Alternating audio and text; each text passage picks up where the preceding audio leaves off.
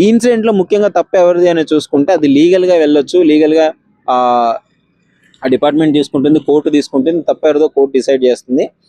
But ఇష్టం వచ్చినట్టు అంటే ఒక చిన్న ఆలోచన కూడా లేకుండా ఇలా ఒక వీడియో తీసి పెట్టడం వల్ల ఒక వ్యక్తి ఆ చనిపోవడం జరిగింది. ఒక అమాయకమైన వ్యక్తి తన ప్రాణాలను కోల్పోవడం జరిగింది. సో ఒక సాధారణ వ్యక్తి, ఒక మధ్యతరగతి పరువు గల కుటుంబము అతను తట్టుకోలేక చనిపోవడం జరిగింది. సో ఇప్పుడు సోషల్ మీడియాలోనే మొత్తం జడ్జిమెంట్లు పాస్ చేసేస్తున్నారు, మొత్తం క్యారెక్టర్ అసాసిన్ చేసేస్తున్నారు.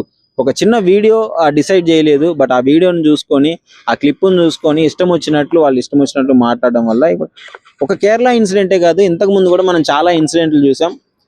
అలా అని చెప్పేసి అట్లా తీయొద్దు అని చెప్పట్లేదు, బట్ ఇంతకు ముందు కూడా చాలా ఇన్సిడెంట్లు జరిగాయి. అది న్యాచురల్ గా ఒక వ్యక్తి చేసే ఆ దుర్మార్గమైన వీడియోని అది ఎదుటి పర్సన్ తెలియకుండా తీసి దాన్ని సోషల్ మీడియాలో పెట్టడము, అతని మీద యాక్షన్ తీసుకోవడం జరిగింది. ఇలాంటి వరకు ఓకే.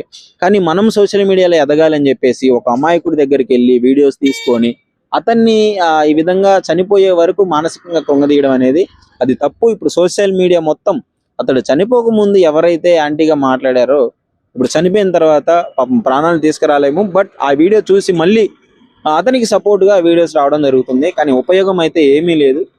సో ఇది ఇన్సిడెంట్ జరిగింది. ఈ మధ్య కాలంలో సోషల్ మీడియాలో విపరీతంగా ఇలాంటివి చాలా ఎక్కువైపోతున్నాయి. సోషల్ మీడియా పరంగా కూడా కొన్ని రిస్ట్రిక్షన్స్ పెట్టి యాక్షన్స్ తీసుకోవాల్సిన అవసరం ఉంది.